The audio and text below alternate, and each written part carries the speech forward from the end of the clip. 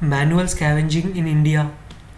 According to a survey conducted by the Ministry of Social Justice and Empowerment, number of deaths attributable to the manual scavenging was reported to be 282 in 3 years spanning 2016 to 2019.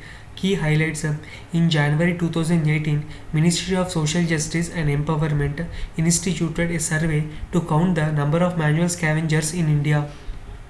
According to the survey, identified 60,000 around 60,000 manual scavengers in 17 states, with 35,000 from Uttar Pradesh alone.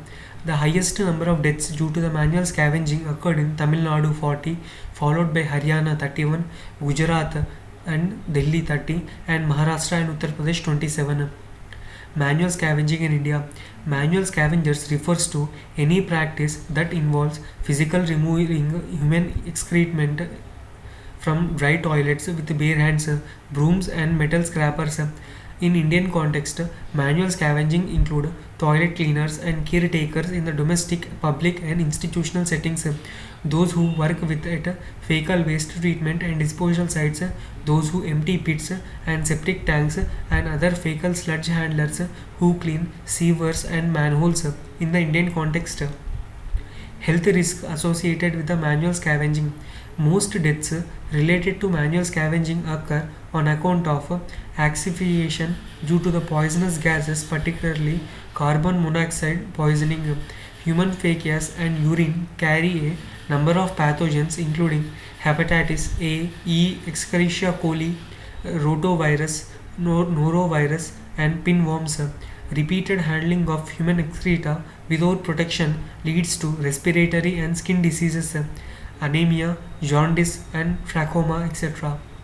Steps to curb the manual scavenging. Employment of manual scavengers and construction of dry latrines. Prohibition Act 1993 was enacted to ban manual scavenging in India, which prohibited employing workers as a criminal offence.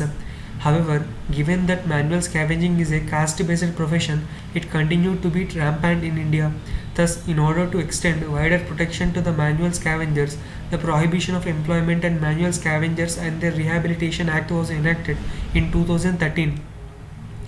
The Act intends to eliminate insanitary latrines completely and prohibit employment as manual scavengers and hazardous manual cleaning of sewers and septic tanks. Every offence under this Act shall be cognizable and non-bailable. Supreme Court Directive on Manual Scavenging. In 2014, three-judge Supreme Court bench directed all the states to abolish manual scavenging in all forms and take steps for rehabilitation of manual scavengers. Accordingly, the court instituted a compensation of rupees 10 lakh for families of persons who die due to manual scavenging. Besides, the Apex Court has also directed the railways to take time-bound strategy to end manual scavenging on the tracks.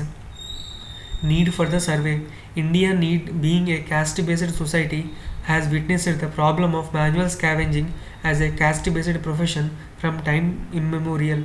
For the first time in 1993, an act was enacted to ban manual scavenging in India. While manual scavenging was rampant in India, it was grossly underreported.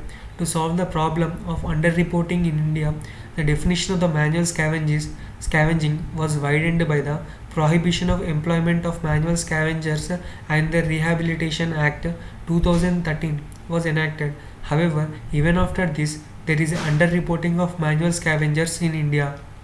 While, according to the Socio-Economic Caste Census 2011, there are 182,000 families in the rural India engaged in the manual scavenging.